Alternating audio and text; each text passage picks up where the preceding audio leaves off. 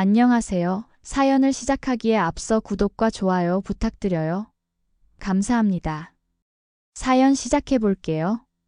결혼한 지 3년이 되어 가던 때였어요.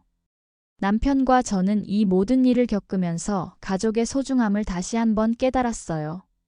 그리고 옳은 일을 위해서는 때로는 용기를 내야 한다는 것도 배웠고요. 어머님을 지켜드리기로 했던 그날의 결정이 정말 잘한 일이었다는 생각이 들어요. 비록 힘든 과정이었지만 결국 저희 가족 모두가 더 행복해졌거든요.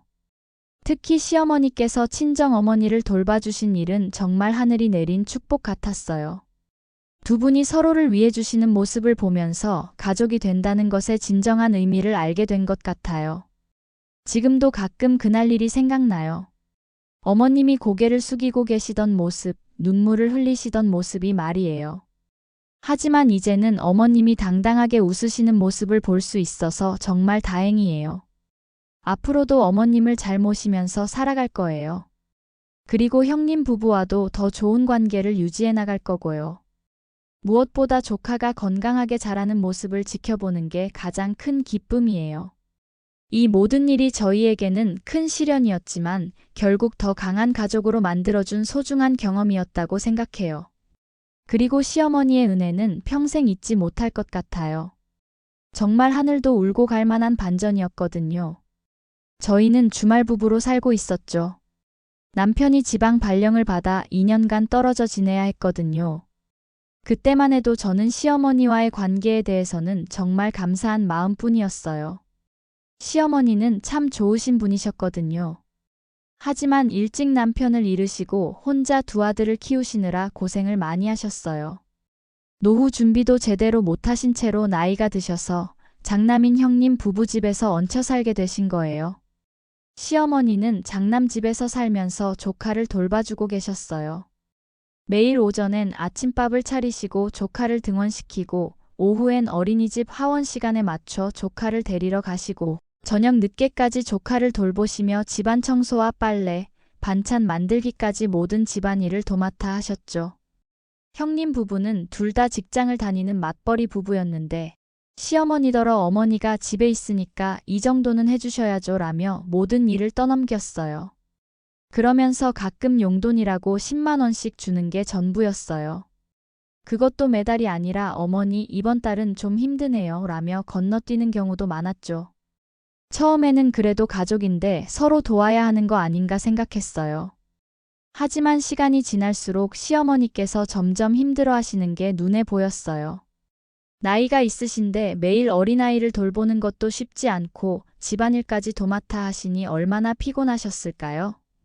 어머니, 우리 늦을 것 같으니까 아이 목욕시키고 재워주세요. 어머니, 내일 아침에 아이 소풍 가니까 도시락도 싸주시고요. 어머니, 빨래 좀 개어서 정리해주세요. 마치 시어머니가 전속 가정부라도 되는 양 온갖 일을 다 떠넘겼어요.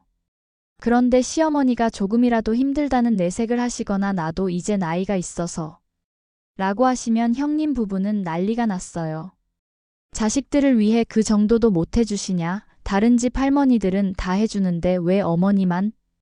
이라며 시어머니를 마치 종처럼 다뤘죠. 빨래를 조금이라도 잘못하신 날에는 어머니 이렇게 하시면 어떻게 해요? 다시 해주세요 라며 쥐 잡듯 잡아서 잔소리를 했어요. 그래서 그런지 조카도 엄마 아빠보다 할머니를 훨씬 좋아했어요. 형님 부부가 퇴근해서 집에 와도 조카는 할머니만 찾았죠. 엄마 아빠와는 정서적 교감이 거의 없었던 거예요. 더욱 안타까운 건 형님 부부가 시어머니한테 큰 소리를 내거나 짜증을 낼 때마다 조카가 무서워하며 할머니 뒤로 숨는다는 거였어요. 그러던 어느 날 형님 생일이라고 시어머니께서 저희 부부도 오라고 하셨어요. 남편이 토요일에 집에 와서 저희는 토요일 저녁에 형님 댁으로 갔어요. 도착해보니 시어머니께서 그 와중에도 한 상을 푸짐하게 차려놓으신 거예요. 저는 정말 죄송한 마음에 어머님, 이 많은 걸 어떻게 다 혼자 하셨어요? 제가 일찍 와서 도울 걸 그랬네요 라고 말씀드렸어요. 정말 미안했거든요. 그런데 그 와중에 형님 부부는 어디 쇼핑을 갔다 오는지 쇼핑백 한 보따리를 들고 그제서야 들어오더라고요. 결국 시어머니께서 그 많은 음식을 혼자 준비하신 거였어요. 다 같이 식사를 하는데 정말 가관이었어요. 형님이 시어머니를 진짜 종처럼 부리는 거예요. 어머님, 밑반찬 더 가져와요. 어머님, 물컵 좀 채워주세요. 어머니, 아이 숟가락 떨어뜨렸으니까 새 걸로 가져와요. 끊임없이 시어머니를 불러댔어요. 아주버님도 마찬가지였어요. 국 좀 더 주세요. 김치가 별로네. 다른 거 없어요? 라며 계속 트집을 잡았죠. 시어머니는 조카 밥 먹이랴, 형님 부부. 심부름하랴, 정신없이 오가면서 정작 본인 식사는 제대로 못하고 계셨어요. 그런데 더 가슴 아픈 건 조카의 반응이었어요. 형님이 시어머니한테 큰 소리로 어머님, 왜 이렇게 늦어요? 라고 하거나 아주버님이 제대로 좀 해주세요 라며 짜증을 낼 때마다 조카는 무서워하며 시어머니 뒤로 숨는 거예요. 아이가 본능적으로 할머니를 보호하려는 것 같았어요. 다 먹고 나니 형님 부부는 소파에 앉아서 TV를 보고 시어머니와 저만 뒷정리를 했어요. 그런데 형님은 소파에서 계속 지시를 내렸어요. 어머님, 테이블도 좀 닦아주세요. 바닥에 떨어진 것도 치우시고요. 마치 시어머니가 고용된 가정부라도 되는 양말이에요. 그 와중에 조카가 음료수를 엎지르니까 형님이 버럭 소리를 질렀어요. 야, 조심해서 마셔야지. 그러자 조카는 겁에 질려서 울음을 터뜨렸고 시어머니는 황급히 달려가서 조카를 안아주며 괜찮다, 괜찮다고 달래면서 엎질러진 음료수를 치우시는 거예요. 형님은 그런 시어머니한테 어머님도 아이 교육 좀 제대로 시켜주세요. 맨날 오냐오냐 하니까 얘가 뭘 잘못한지 모르죠. 라며 화풀이를 했어요. 남편도 많이 불편했는지 뒷정리하는 걸 도와줬어요. 그런데 그 와중에도 형님은 시어머니한테 청소 제대로 한 거예요? 라며 트집을 잡는 거예요. 도저히 못 참겠더라고요. 그래서 제가 형님 너무하신 거 아니에요?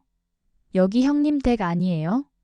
어머님 나이도 있고 힘드신데 어떻게 손 하나 까딱 안 하고 사람을 그렇게 부려먹어요? 라고 했어요.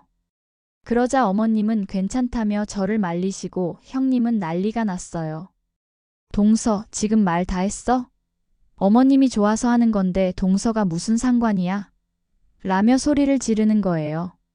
그러자 아주버님이 저한테 재수씨가 어머니 모실 거 아니면 잠자코 있어요 라고 하는 거예요. 그 말에 정말 화가 났어요. 이런 식으로 모실 거라면 그만두세요. 제가 모실게요. 아주버님은 자식이면서 형님이 어머님한테 저렇게 하면 오히려 말리셔야 하는 거 아니에요? 두 분 다 나중에 벌 받으실 거예요 라고 했더니 아주버님이 재수씨 지금 선 넘는 거예요 라고 하더라고요. 남편이 도저히 못 참겠는지 그만들 해. 형 해도 너무하는 거 아냐? 엄마가 형네 집 식모야. 라고 소리쳤어요. 결국 그날 대판 싸웠어요. 어머니는 말리다가 우시고 정말 마음이 아팠어요. 결국 저희는 어머님을 모시고 나왔어요. 굳이 형님 집에 계신다는 걸 저희 집으로 모셔왔어요. 그리고 어머님께 소란을 피워서 죄송하다고 말씀드렸어요. 그러자 어머님이 그래도 나를 생각해주는 건 너희들밖에 없구나라며 한참을 우시더라고요. 그 모습을 보니 정말 마음이 아팠어요. 다음날 어머님은 다시 형님네 간다고 하셨어요. 제가 가시지 마세요. 앞으로도 그렇게 당하고만 있지 마세요. 라고 했지만 어머님은 그래도 자식이니 어쩔 수 없다고 하시는 거예요. 결국 어머님은 기어이 다시 형님네 가서 또 조카를 봐주고 밥을 차려주셨어요. 일요일인데도 형님 부부는 나가고 어머님 혼자 조카를 보고 계셨죠. 저희는 도저히 아니라 싶어서 남편이 다시 지방으로 가기 전에 저희가 어머님을 모시러 다시 형님네 갔어요. 역시나 어머님이 조카를 보고 계셨어요. 그때 마침 형님 부부가 들어왔는데 저희를 보고 여긴 또 왜 왔어? 라고 하더라고요. 그러면서 어머님한테 어머님은 동선애한테 도대체 뭐라고 하셨길래 저러냐고 하는 거예요.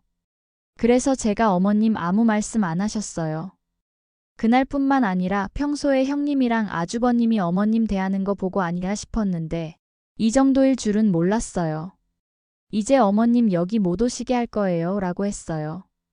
그랬더니 형님이 저보고 네가 뭔데 그러냐며 막말을 하더라고요.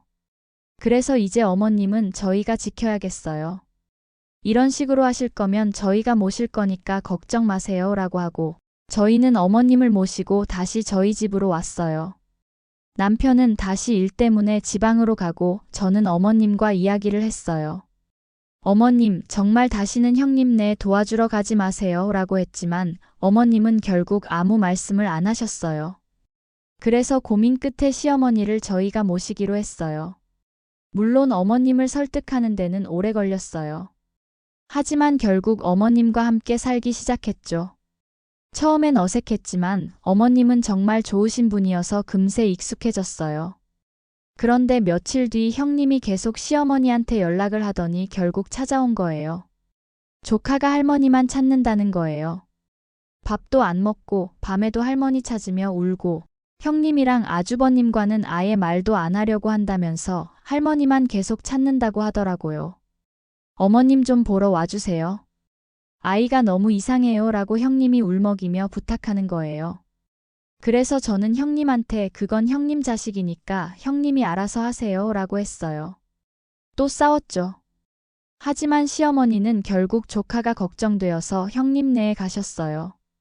나중에 들어보니 조카가 시어머니를 보자마자 울음을 터뜨리며 달려와서 안겼다고 해요. 그리고 할머니, 나도 할머니랑 살면 안 돼요? 할머니가 없으니까 너무 무서워요. 엄마랑 아빠는 맨날 화내고 할머니가 나 좀 데려가 주세요 라고 울며 불며 매달렸다고 하더라고요. 조카는 결국 상담까지 받게 되었어요. 소아우울증에 분리불안까지 왔다고 하더라고요. 상담사 선생님이 아이가 주 양육자와 강제로 분리되면서 극심한 스트레스를 받은 상태라고 진단했어요. 그제서야 형님 부부도 심각성을 깨달은 것 같았어요. 조카는 할머니 손에서만 거의 자랐거든요. 형님 부부는 일 끝나고 와도 피곤하다며 자식과 제대로 된 시간을 보내지 않았어요. 그러다 보니 조카는 엄마 아빠한테는 정이 없고 할머니만 찾게 된 거죠. 결국 시어머님은 조카를 종종 봐주게 되었어요. 아이가 아픈데 어떻게 내버려 둘 수 있겠어요. 하지만 이전처럼 종처럼 부려먹히지는 않았어요. 저희가 지켜보고 있었거든요. 형님 부부는 자식한테 외면받고 자식이 아픈 걸 보면서 뒤늦게 후회하기 시작했어요. 하지만 이미 늦었죠. 아이의 마음은 쉽게 돌아오지 않았거든요. 상담사 선생님도 아이가 주 양육자인 할머니와의 애착 관계가 너무 강해서 부모와의 관계 형성이 어려운 상태라고 하셨어요. 그리고 부모가 아이와 꾸준히 시간을 보내면서 신뢰관계를 회복해야 한다고 조언해 주셨죠. 형님 부부는 그제서야 자신들의 잘못을 인정하기 시작했어요. 하지만 어머님한테는 여전히 제대로 된 사과를 하지 않았어요. 그저 아이가 아프니까 가끔 봐달라는 부탁만 할 뿐이었죠. 저는 그런 모습을 보면서 정말 화가 났어요. 자신들이 어머님을 어떻게 대했는지는 생각하지 않고 필요할 때만 찾는 모습이 너무 이기적이었거든요. 어머님은 그래도 조카가 걱정되신다며 일주일에 몇 번씩 봐주셨어요. 하지만 이전처럼 매일 가지는 않으셨죠. 그리고 집안일도 더 이상 도맡아 하지 않으셨어요. 그리고 조카가 상담을 받으면서 가족 상담도 함께 받게 되었는데 상담사 선생님이 가족 간의 역할과 경계를 명확히 해야 한다고 조언해 주셨대요. 그래서 형님 부부도 어머님께 의존하던 걸 줄이고 스스로 부모 역할을 하려고 노력하기 시작했어요. 그 후로 형님 부부는 조금씩 달라졌어요. 그제서야 어머님께 제대로 된 사과도 하고 용돈도 제대로 드리기 시작했어요. 그리고 시어머님의 도움으로 조카도 점점 부모와 가까워지기 시작했어요. 그렇게 몇 달이 지나갔어요. 저는 어머님과 함께 행복한 시간을 보내고 있었고 형님 부부는 조카와의 관계 회복을 위해 노력하고 있었죠. 그런데 그때 예상치 못한 일이 일어났어요. 저희 친정어머니가 갑자기 몸이 안 좋아지신 거예요. 평소에 건강하셨는데 갑자기 복통을 호소하시더니 병원에 가보니 담낭에 문제가 생겨서 수술을 받아야 한다고 하는 거예요. 수술도 수술이지만 회복 기간이 좀 걸릴 거라고 했어요. 그동안 누군가 옆에서 돌봐드려야 한다고 하더라고요. 저는 정말 당황스러웠어요. 저도 일을 하고 있고 남편은 지방에 있어서 주말에만 올 수 있었으니까요. 고민하고 있는데 시어머니께서 먼저 말씀하시는 거예요. 얘야, 내 어머니 수술하신다며? 내가 가서 돌봐드릴게. 걱정하지 마라. 정말 감사했지만 동시에 죄송스러웠어요. 아무래도 편한 관계는 아니라 생각돼서 괜찮다고 했지만 가족끼리 도와야 하는 거라고 하시며 고집을 꺾지 않으셨어요. 결국 친정어머니가 수술을 받으시는 날 시어머니가 함께 병원에 가주셨어요. 수술이 성공적으로 끝나고 친정어머니가 회복실로 옮겨지셨을 때 시어머니는 정말 세심하게 챙겨주셨어요. 친정어머니도 처음엔 폐를 끼쳐서 어떻게 하냐며 걱정하셨지만 시어머니가 이런 때 서로 도와야 하는 거라며 편하게 대해주셨어요. 그 후로 시어머니는 아침 일찍부터 친정어머니 병실에 가셔서 하루 종일 함께 계셨어요. 제가 회사에 있는 동안에도 친정어머니 혼자 두지 않으시고 계속 옆에서 돌봐주셨죠. 친정어머니는 시어머님 덕분에 빠르게 회복했어요. 그리고 두 분이 많이 가까워지셨어요. 지금도 두 분이 종종 식사도 같이 하시며 친하게 잘 지내고 계세요.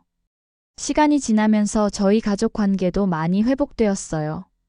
형님 부부는 어머님을 더 이상 당연하게 생각하지 않았고 어머님도 자신의 의견을 더 당당하게 표현하시게 되었어요.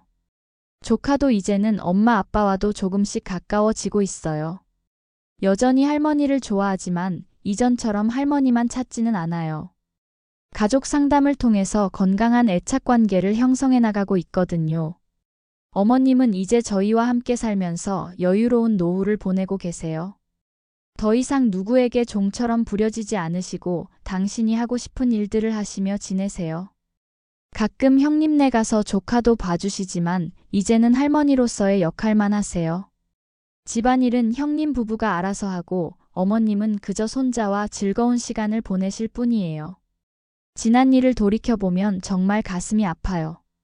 어머님이 얼마나 힘든 시간을 보내셨을까 생각하면 말이에요. 하지만 그 일을 통해서 저희 가족이 진짜 가족이 되었다는 생각도 들어요. 가족이라고 해서 무조건 참고 희생해야 하는 건 아니라는 걸 깨달았거든요. 서로 존중하고 배려할 때 진정한 가족이 될 수 있다는 것도 알게 되었고요. 이 모든 일을 겪으면서 가족의 소중함을 다시 한번 깨달았어요. 그리고 옳은 일을 위해서는 때로는 용기를 내야 한다는 것도 배웠고요. 어머님을 지켜드리기로 했던 그날의 결정이 정말 잘한 일이었다는 생각이 들어요. 비록 힘든 과정이었지만 결국 저희 가족 모두가 더 행복해졌거든요. 이 모든 일이 저희에게는 큰 시련이었지만 결국 더 강한 가족으로 만들어준 소중한 경험이었다고 생각해요. 하늘도 저희의 진심을 알아주신 것 같아요. 제 긴 이야기를 끝까지 들어주셔서 감사합니다.